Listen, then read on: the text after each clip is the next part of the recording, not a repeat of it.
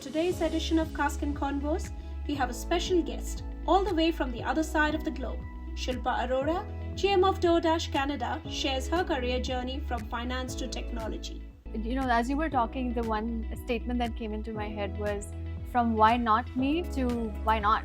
You know, I didn't have a job for a few months when I moved into Canada, but I used to get dressed up in work clothes and take the train to downtown Toronto, go sit near a Starbucks because, hey, guess what? It's 2008. The investment bankers are actually not that busy. So they're going to come downstairs for a coffee at some point, and hopefully someone's going to chat with me. Someone like DoorDash, in our industry, it's a very local street corner business, right? So understanding where people are, where our audiences are, and how we can serve them better is at the core of it. Well, you know what? The future is actually here. So last year, when we launched drone deliveries in Australia, it was one of our first market to do that for DoorDash. Actually, just last month, we launched it in Melbourne. So in some eastern suburbs now, you can get a delivery through drone. In a world where innovation meets conversation, welcome to Cask and Convos, where the clink of glasses harmonizes with the spark of groundbreaking ideas.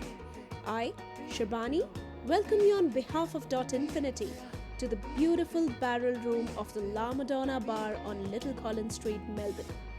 Here we bear honest stories, insightful reflections, and transformative ideas of product leaders from the forefront of technology. Join us as they unwind and provide exclusive insights into what defines their present and how they are steering the future of tech and customer experience. All in a relaxed bar-side chat. Our guest today is Shilpa Arora, General Manager of DoorDash Canada, who's responsible for overseeing overall business strategy, operations, and growth. With an international career spanning almost 2 decades and several industries, Shilpa has held leadership roles across financial advisory, mergers and acquisitions, corporate strategy and innovation, as well as digital transformation. Shilpa, welcome to Cask and Convos, and what a journey it has been for you. From architecture to banking to finance, e-commerce, and now technology. I can also see that you commenced your journey all the way from India to Canada, and now you're here for a brief stint in Australia. And I believe change just doesn't seem to frazzle you at all. So tell us a bit about that. It's a fascinating career path that you've taken, and especially in all traditionally male-dominated industries like architecture, finance, economics. What has that been like? Yeah, thank you for having me, first of all, and asking that question.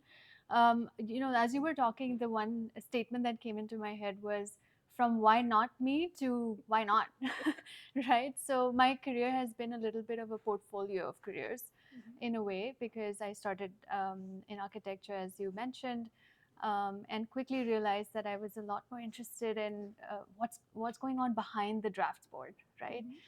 Who's paying for these projects? What does private equity mean? What is IRR? And got curious about that, went to B school, came out into Ernst & Young in India, which was very fortunately a great time to be in that field, because foreign direct investment had just been approved. And I was right at the cusp of, I understood the product that we were trying to sell to foreign investors, and I also understood the balance sheets and P&L equations. So really got great exposure, and then decided to move to Canada, looking for an M&A job in the financial crisis of 2008. Do not recommend it. So that was a bit of a fun journey. But you know, in hindsight, I think the curiosity and the willingness for growth overcame all of that fear and gave me a lot more resilience, gave me a lot more perseverance. And I'll tell you one incident where you know, I didn't have a job for a few months when I moved into Canada, but I used to get dressed up in work clothes and take the train to downtown Toronto, go sit near a Starbucks because, hey, guess what? It's 2008. The investment bankers are actually not that busy. So they're going to come downstairs for a coffee at some point, and hopefully someone's going to chat with me then. Wow. So it was hard days. sometimes, but really good days some other times when I would get into the right rooms and make right connections, get invited to some networking events, because we didn't have LinkedIn and coaching and all of these things to this extent back then, like I'm aging myself. So that was pretty interesting. And coming out of there, I got exposure to a lot more industries and a lot more job prospects. And I think the one thing was always the why not? If I'm curious about something, I'm going to go try it. And I think what's helped me also is that 1% better opportunity, that learning mindset, because every change I made, company, career, industry, was starting from scratch in a way, not knowing much about what I was going to do next, and always having that curious mindset about, okay, I'll figure it out, but I don't know anything today. Yeah. And starting from scratch is never easy, as a lot of people who migrate to different countries, me included, we all know how hard it is to re-establish yourself and, just begin everything, discarding a lot of the learnings that you've had, and then again picking all of those pieces up. Um, you have been in Australia for 2 months on a short stint, and we are very curious to know, have you found any key differences between business in Canada or even people in Canada, how the consumer mindsets are over there versus the consumer mindsets here in Australia? Before consumer mindsets, I will say the first big difference I noticed was this is not what I had in mind when I thought winter in Australia. Yes. Coming from Canada, there was, I had imagined snow and I'd imagined a lot harsher winds, and everyone here had prepared me for like, oh, you're going to be here during the winter. It's not our best season. And I'm here loving it because it's almost like spring. It's been really nice. I've been blessed with some sunny days. I hear this is not a wet winter as it usually is in Melbourne. So that is difference number one. You will be the first to say that. I think I've only heard people crib about Melbourne winter, so I'm glad that you're loving it over here. We should visit Canada in February. Done. But on your other question around consumer mindset, I think for someone like DoorDash in our industry, it's a very local street corner business, right? So understanding where people are, where our audiences are, and how we can serve them better is at the core of it. And so the one difference I've noticed in my time here is that I thought Canada is a lot more metro and urban in some number of cities, and because the density of population is lower compared to the landmass, and it's going to be similar in Australia. But I think it's more amplified here, where there's a few metro centers and a lot less density in regional. So for a business like ours, operating in like what people want and how we can bring that optionality and convenience in more markets needs a little bit of a different mindset. So that is one of the stark differences that I noticed in when you look at the North American distribution of our business versus Australia. Interesting. And speaking of DoorDash specifically, if we think of DoorDash, we think of it as an app. And the first image that comes when we think of DoorDash users are, the people who are ordering things on DoorDash. They seem to be the prime customers who are very digitally savvy. But if you look at the other side, I guess you're trying to, serve another user group, which is traditionally brick and mortar. A lot of them are, or especially in Australia, most of them are mom and pop businesses which are starting their own food and beverage retail business and so on. So, um, what is it that DoorDash does specifically to address this segment, which may not be as digitally savvy as well? Yeah, that's a really interesting one because that is something that DoorDash realized even in the US early on in its journey. And so we started a product called Drive, which is our white label service. So essentially, that is for brick and mortar stores, which are slightly more sophisticated than the ones you're mentioning, who might have their own e commerce platform, but they only want the delivery as a service. And so they want to use their first party platform instead of only being on our app. And so we're like, sure, don't be on our app, that's fine. We'll just fulfill the logistics for you. So today, for example, in Australia, when you order from Woolies on their website, it's pretty likely that a dasher is actually delivering that to you. So even though you don't see that on our app as an option, you are probably getting our services. And that is how we help the merchant population, right? It's like, okay, we'll be wherever you want to be, and we'll add to the optionality you're bringing to the consumer. But for the brick and mortar and local shops that you're talking about, who might not be as digitally sophisticated or savvy, we have a product which we call Storefront, which is essentially a plug and play e-commerce website in its simplest form. It's like if you are the merchant and you say, hey, I don't know how to do this thing. I want to grow my business in my e-commerce, but I don't know how to like create a website or what's the API and what is middleware partners I'm going to use and how does it all work. We're able to connect that to a product that we call Storefront. Essentially, just apply the Storefront for you. And then we fulfill the deliveries on your behalf as well. And it's really easy to get on board. It's commission free. It's like a per order small fee. And so we really help a lot of the brick and mortar shops set up their digital footprint. That is great. That is absolutely interesting. I had no idea about this. But one thing which I had some idea was about some of the grants that I believe you guys are looking at for small business owners. Yeah, that's right. So, in addition to just what's on the e-commerce platform side of things, at the core of it, DoorDash's mission is to support local economies, right? And so the way we do that is really to meet them where they're at and what they need to serve their business. And so recently we announced in Australia as well as US and Canada disaster relief funds. So what that means is if you've been impacted by, say, a bushfire or a flood or any other event which has caused your business to suffer, DoorDash provides grants that people can apply for. In fact, they're open for whoever's listening and is relevant to. They're open now for applications, and if approved, there's some conditions, but if approved, then DoorDash is able to give grants. And I think over the last couple of years, we've given out more than $3 million in grants. That is brilliant. Yeah, and there's more, I can keep talking about this. It's really at the core of what DoorDash does. In Canada, we have a Black Energy Fund. So it's basically to try and amplify um, communities and entrepreneurship in certain underserved communities. So it's a way to amplify them in our app and through grants and to help them stand up their business. We call it Black Food Energy. It's very exciting. And so there's tons of this that I can keep talking about. Awesome. And I would love for you to talk about what you guys are planning for the future, because at Cask and Convos, we love the future. We want to know what organizations are doing, what are their plans for, looking outward, given everything is changing now. So what's your plan for the future? Well, you know what? The future is actually here. So I think it was last year when we launched drone deliveries in Australia. It was one of our first market to do that for DoorDash. And I think it was a small market in Queensland, really to serve those regional communities where it's not that easy to get deliveries usually. And then this year, actually just last month or last week, we launched it in Melbourne.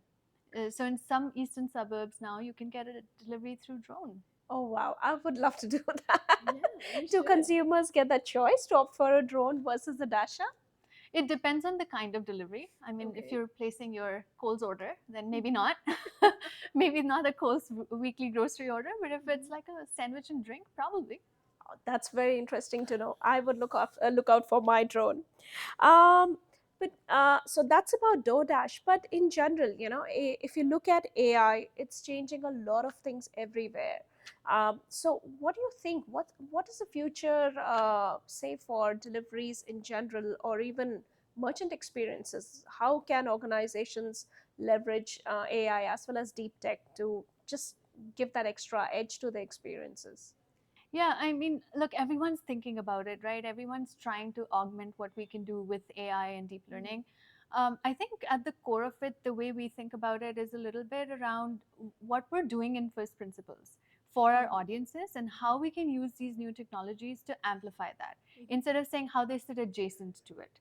Right. So I'll give you a couple examples on how DoorDash has already implemented AI and deep learning. So your consumer experience on the app will be completely different from mine. And that is because we have learned what you like versus what I like. Where you're able to see more opportunity for fast order placing versus me, because at the end of it, we're trying to bring options and convenience, Yes. right? So the faster we make you get on with ordering and onto the life that you need more time for, the better. And so how can we use deep learning for that is something that we've implemented pretty fast and furiously. The other thing is really about the other audiences that we serve as well. So think about dashers, right? Dash is a human that's at the core of our business. No amount of technology can actually replace that human element that has its place in our business. And we started to notice that some consumers, you're waiting your food, you're really hungry. I get it. It's not being dropped at the right place. You can't find your dasher. You get upset and you get angry.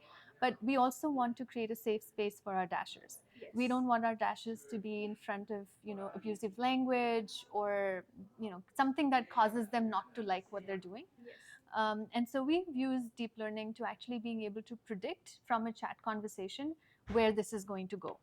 Okay. And if we sense, I'm simplifying it obviously, but if we sense that this consumer is going to, use language or words that we don't like, or is going to accuse our dasher of doing something that they didn't do, and make it unpleasant for either party, we give them a choice to disengage from that transaction with no penalty.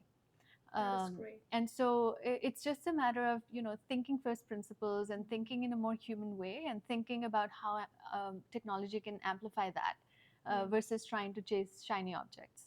That is great. And I think that is such a core concept which a lot of organizations forget. Or I wouldn't say forget, we all want to do better for our staff. But often we forget that, in order to drive a good customer experience, it's really important for the staff who are actually providing that experience to feel safe and feel good when they are doing it. It is definitely a challenge, but I love this example because I think this is something which a lot of us can learn from and then adopt it within our experiences as well. And it's not a hard problem to solve. How do you really protect your staff by really leveraging on AI and gauging the experience, gauging the emotions, and then tapping it at the right moment to protect and make them feel safe. Yeah, and in fact, this goes beyond staff, right? Like Dashers they're independent contractors, Yes. and we're trying to create safe space for them because they're choosing to provide a service through us. And so, yes, definitely the fourth audience of our employees also is going to benefit as we get smarter about deep learning and technology.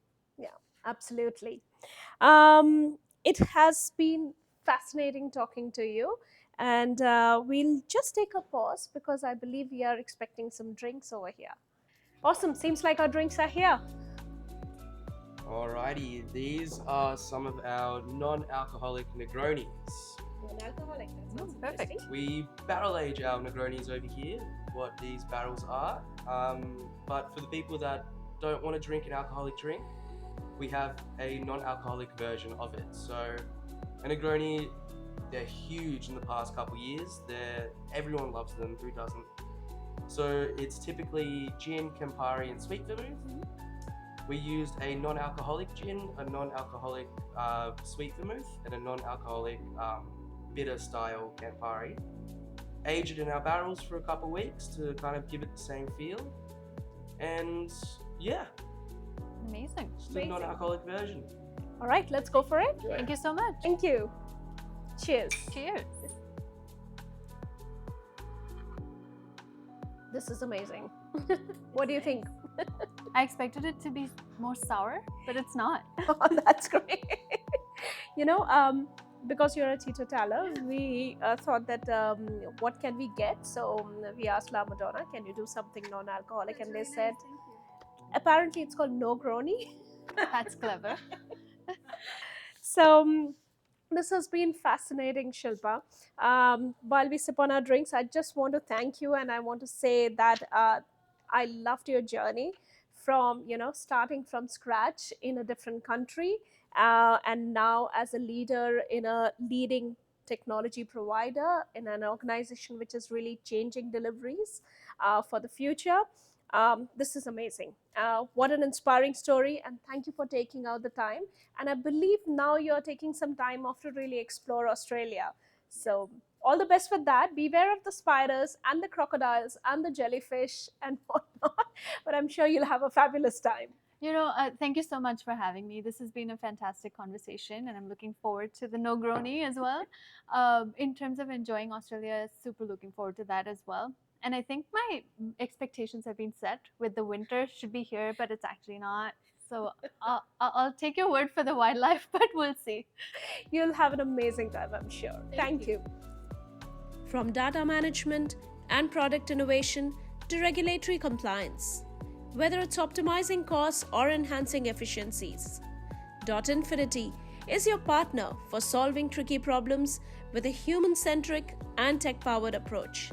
Connect with us at contact@dotinfinity.co.